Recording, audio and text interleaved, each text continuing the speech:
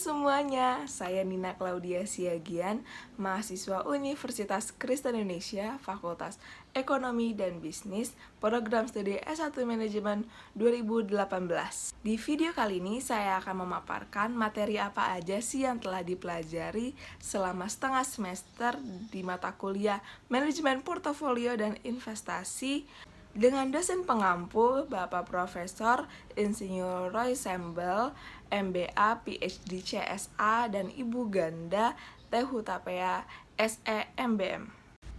Yang pertama, pembahasan itu mengenai IDX. Seperti yang ada di video sebelumnya, saya menjelaskan mengenai IHSG, Indeks Harga Saham Gabungan. Yang kedua ada PER, Price Earning Ratio. Yang ketiga ada PBV, Price to Book Value. Selanjutnya ada jenis-jenis aset. Yang pertama ada real asset, itu seperti bangunan dan mesin. Yang kedua ada financial asset, itu bisa seperti fixed income, common stock, dan sekuritas derivatif. Untuk instrumen dari pasar uang, yang pertama adalah SBI, yang kedua sertifikat deposito, yang ketiga adalah commercial paper. Sedangkan instrumen dari capital market atau pasar modal adalah obligasi, sekuritas ekuitas, dan sekuritas derivatif. Untuk penerbitan dari sekuritas atau surat berharga, itu ada terjadi di dua pasar, yaitu yang pertama primary market atau pasar primer, yang kedua itu secondary market atau pasar sekunder. Untuk jenis order juga ada dua. Yang pertama adalah market order, itu adalah perintah untuk membeli atau menjual sesuai dengan harga di pasar. Sedangkan yang kedua ada limit order, itu adalah harga maksimum atau minimum di mana investor ingin membeli atau menjual sahamnya. Berikutnya adalah buying on margin atau beli pada margin. Ini adalah menggunakan pinjaman uang dari broker untuk membayar sebagian dari total harga pembelian saham. Selanjutnya adalah insider trading. Insider trading adalah orang dalam perusahaan yang tahu tentang informasi perusahaan tersebut mengenai peluang keuntungan dalam transaksi jual beli saham dan menggunakan informasi tersebut.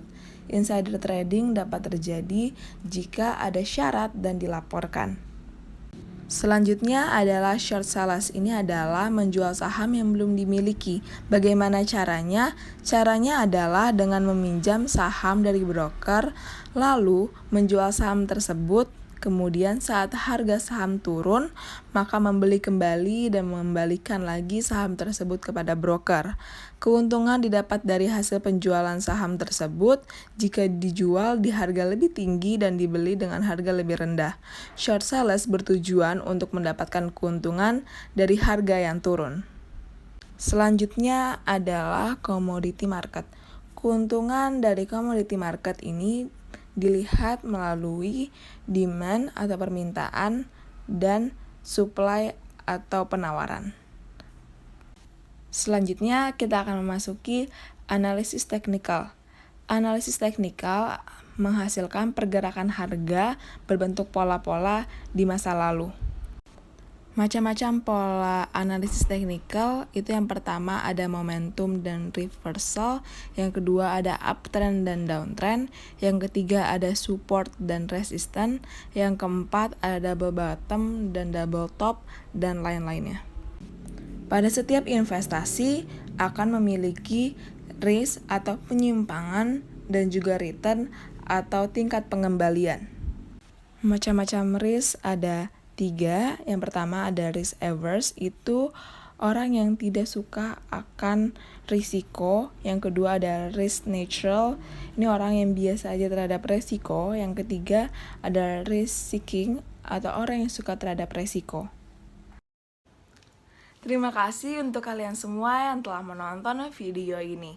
Saya harap dengan adanya video ini dapat membantu kalian semua mencari informasi.